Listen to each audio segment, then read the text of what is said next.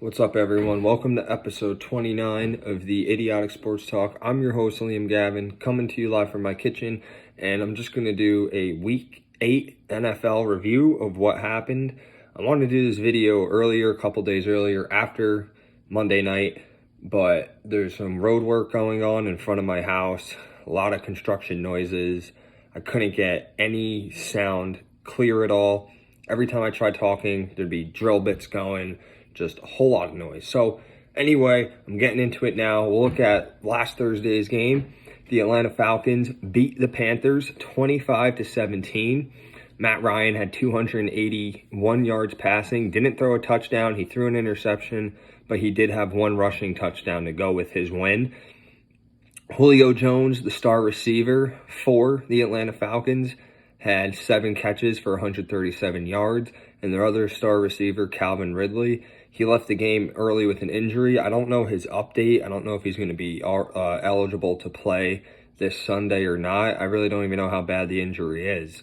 But Atlanta's defense, they showed up big. You know, they're notorious for giving up big plays and giving up a lot of yards, but they showed up. They had 3 sacks and a pick. And the pick that they did seal off Teddy Bridgewater was the one that closed the game out. So Atlanta moves to 2-6 as Carolina falls to 3-5 and lost their 3rd straight. As for the Sunday games, we have a huge upset alert. This was the Minnesota Vikings beating the Green Bay Packers 28-22. Dalvin Cook had 163 rushing yards and 3 rushing touchdowns. He also had 2 receptions for 63 yards with a receiving touchdown as well. He had 4 total TDs. He was full, you could tell. Whoever had him on your fantasy team definitely must have won because he just snapped. And as for the Packers side, Devontae Adams was like the only bright spot for them. He had 7 catches, 53 yards, and 3 touchdowns. Minnesota moves to 2-5 as the Packers fall to 5-2. Next is the Bengals beating the Titans 31-20. This was another huge upset. A lot of people picked the Titans. I even picked the Titans. Derrick Henry, he rushed for 112 yards. He had a rushing touchdown as well, but he did not get the W.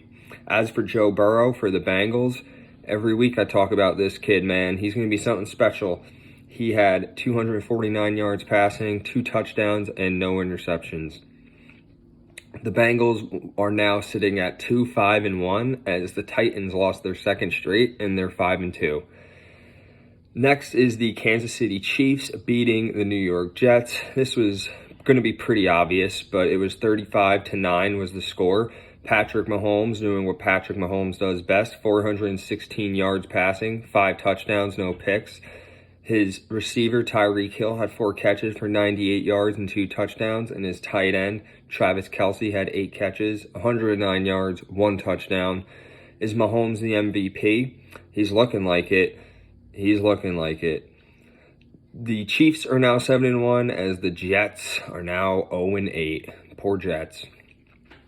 Next is the Indianapolis Colts beating the Detroit Lions 41-21. Phillip Rivers played his best game as a Colt this year with 262 yards passing, 3 touchdowns, no interceptions. Colts running game was on fire. They had 119 total yards rushing versus the Lions' 29 total yards rushing. The Colts defense also showed up big. They had 5 sacks and 1 interception, but that interception was a pick 6. The Colts are now quietly 5-2. Definitely a sleeper of the AFC. Look out for them. And the Lions are 3-4. Next is the Steelers beating the Ravens 28-24. This was a classic AFC North showdown. Big Ben had 182 yards passing, 2 touchdowns, and no interceptions. But the Steelers defense came up huge. It had like they've been doing all year. 4 sacks, 2 forced fumbles, 2 interceptions. 1 was a pick 6. Lamar Jackson didn't look too great. He had a total of 4 turnovers and 2 touchdowns passing. Is Lamar starting to fall off? Have teams figured him out? Because their running game was on point. And the Ravens had 265 yards rushing. But in the air, when Lamar had to get it done, he couldn't get it done. I still like Lamar. I still think he's very talented. But he has a lot to work on, and it was hard to judge him after his rookie year and now last year. I always say it takes about 3 or 4, maybe even 5 seasons to truly judge a quarterback and see how they're going to play. So hopefully Lamar can get it together. But as of now, I see him slowly declining. The Steelers are the only unbeaten team at 7-0, while the Ravens are now 5-2. Next is the Dolphins beating the Rams 28-17. Jared Goff, quarterback for the Rams, he wasn't impressive. He did throw for 350 yards, but that's when they were down by a lot of points. He threw 1 touchdown, but had 2 interceptions. Tua Tagovailoa, a.k.a. Tua Time, the Dolphins quarterback, made his first NFL start. He had 43 yards passing, 1 touchdown, no picks. He wasn't super impressive, but he really didn't do a horrible job, and I only expect him to get better from here on out. The Dolphins' defense was the true MVP of this game. They had 2 interceptions and 2 fumbles. 1 fumble led to a touchdown. The Dolphins' special team also had a kickoff return for a touchdown, which was huge. The Dolphins are quietly on a 3-game win streak. I really hope they could get that 7th seed in the AFC. It'd be a lot of fun to see them play. I like watching this team play. Once they get more consistency on offense, they're going to be very dangerous. So look out for the Dolphins. They're sitting at 4-3, while the Rams are 5-3. Next is the Buffalo Bills beating the New England Patriots 24-21. Now, despite Josh Allen throwing an interception in that game and not throwing for a lot of yards, he was able to rush for a touchdown and he was able to get a win. As for Cam Newton for the Patriots, he fumbled the game away in the final minute when they were moving into Bills territory. The Patriots have lost their 4th straight. This is something that really hasn't happened to them in a long time, especially with Tom Brady as their quarterback. But it's safe to say that the Cam Newton experiment is over in Foxborough. I think they're going to have to look for a different QB next year. I love Cam Newton. He was so fun to watch, especially in his MVP year. Guy was a baller, but I think his best years are past him now. The Bills are 6-2 in the AFC East as the Patriots now fall to 2-5. Next, we have the Raiders beating the Browns 16-6. I thought this game was going to be a lot better than it was. I thought it was going to be high scoring. I thought the score, I think I predicted last week, was 38-31. But it was really rainy and windy in Cleveland, so I understand why it wasn't as high scoring. It's harder to pass the ball. It's even harder to run the ball. But the Raiders were able to run the ball better. They had a total of 208 yards rushing, as the Browns only had 101 yards rushing.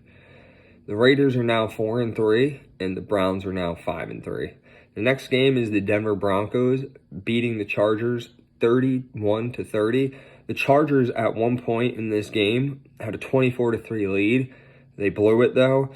The Chargers are like the Falcons of the AFC. They're always up by a lot of points and then they just collapse in the 4th quarter. Justin Herbert still impressed me though.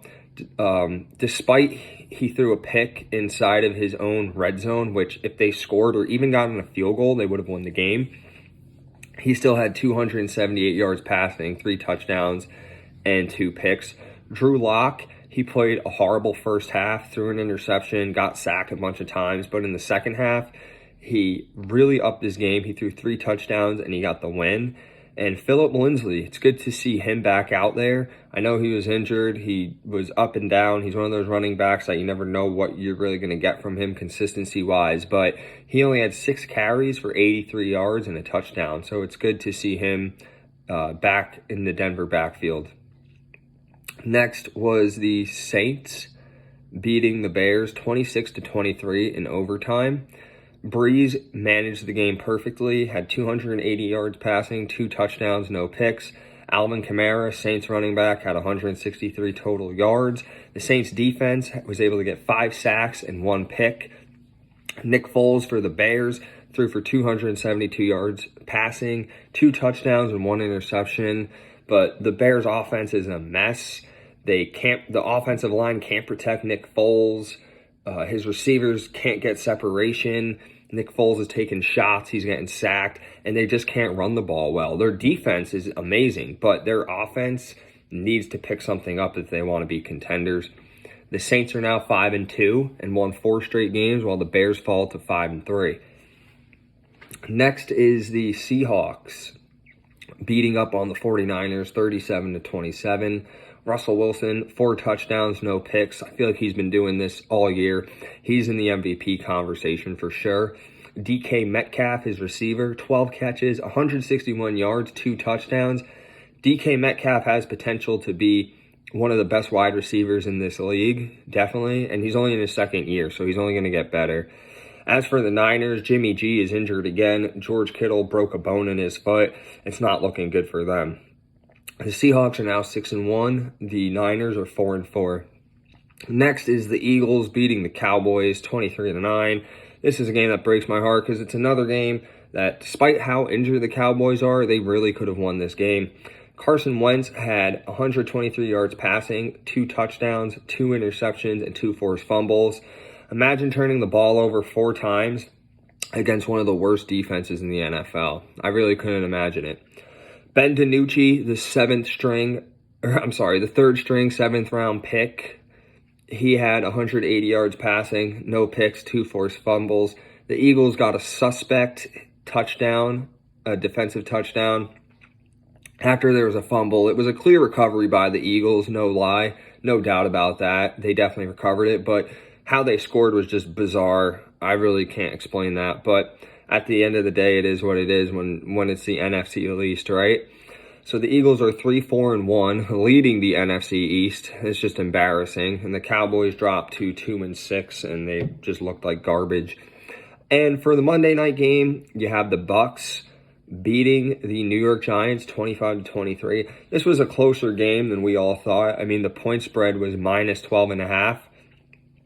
A lot of people definitely took that bet because they thought, oh, the Bucs look really good. They're going to steamroll the Giants. But this was a really close game. Daniel Jones, 256 passing yards, 2 touchdowns, but he threw 2 costly interceptions. If he never threw those interceptions, he probably would have won the game. But terrific Tom Brady doing what he does best, which is why he's a GOAT. 279 yards passing, 2 touchdowns, no picks. The Bucs are now 6-2 as the Giants fall to 1-7. So that's it for today's episode. Thank you all for tuning in. Make sure to follow me on Instagram, subscribe to my YouTube channel, like, comment, share my videos. Just do anything you can to support. I appreciate you all. Have a magnificent day.